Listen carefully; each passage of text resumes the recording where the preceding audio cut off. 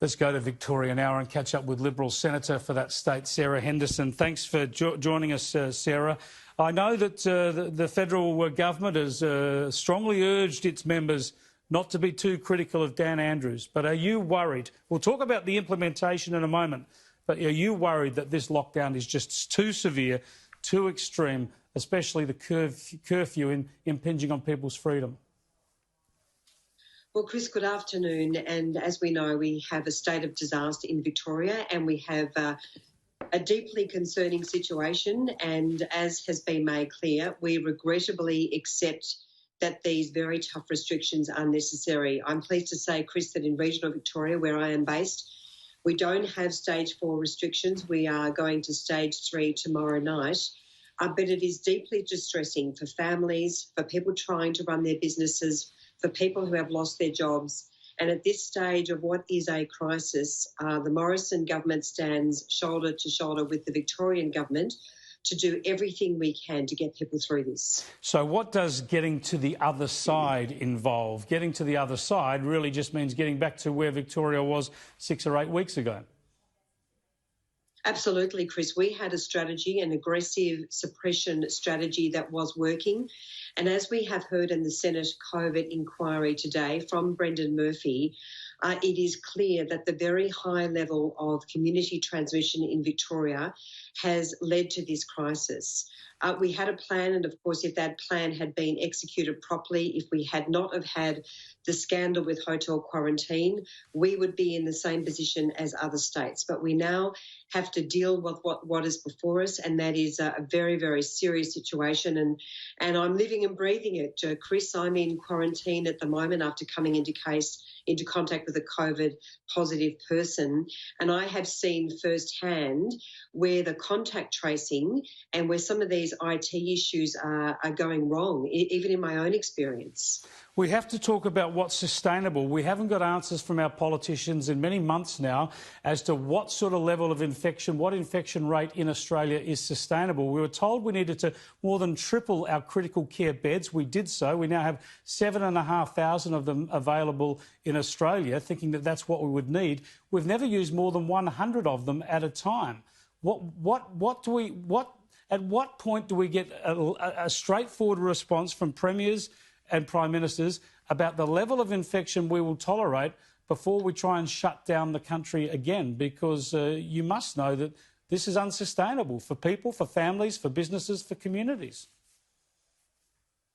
Chris, there is absolutely no doubt. This is absolutely unsustainable, what we are enduring in Victoria, and that's why we must aggressively suppress this virus. And, of course, an enormous amount of work is going into developing a vaccine. That is obviously critically important work. But the current situation in Victoria is untenable. We have to get these numbers down. We are working incredibly hard to do so. Of course, the more active cases in the community, the more deaths there will be in our state. And we just cannot let that happen, Chris. So, as I say, we are working shoulder to shoulder with the Victorian government. But as we've heard today in the COVID inquiry, due to the hotel quarantine issues and now due to the issues, the very significant issues with contact tracing, there is a particular problem, and there has been a very serious problem in Victoria, which we are now working hard, very, very hard with the Victorian government to remedy. Well, that is the trouble. Instead of fixing quarantine problems, fixing aged care problems and fixing contact tracing, the whole state is paying an enormous price. Now, you're currently in isolation because you've been in contact with a positive case. Your experience of contact tracing in Victoria has taught you what? Well, for instance, I received a message the other day saying that I needed to have a COVID test, but the data was wrong. So the wrong day was given to me and that had to be corrected. I had 2 phone calls within half an hour. So there was a problem with the IT system. There was no recording of the fact that I had been contacted. I certainly had a knock on the door yesterday from a Department of Health official and also 2 Army personnel, and that was very impressive to see. But also there's a real problem, and that's now been fixed just today. People in quarantine have up until today been told that they're allowed to go out and exercise. And I raised this with my contact tracing team last week and saying, well, how can that be possible?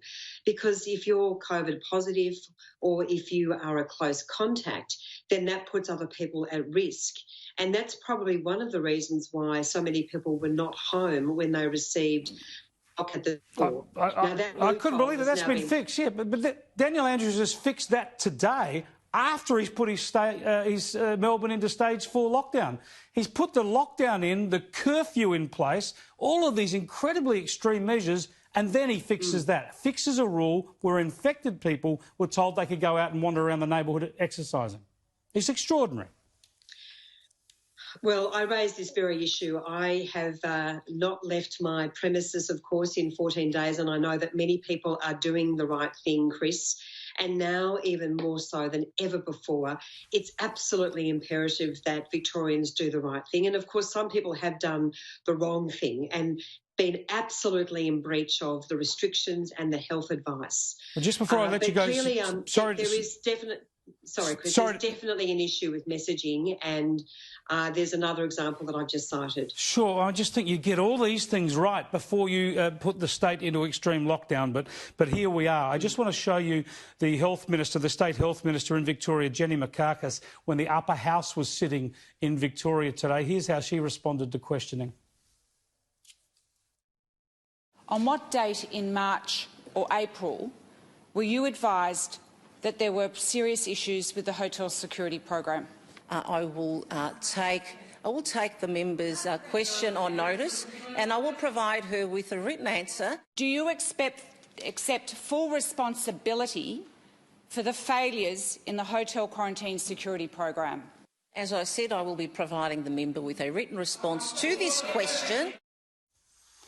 Victorians, let alone the rest of Australia, deserve to get answers in real time, don't they, Sarah Henderson?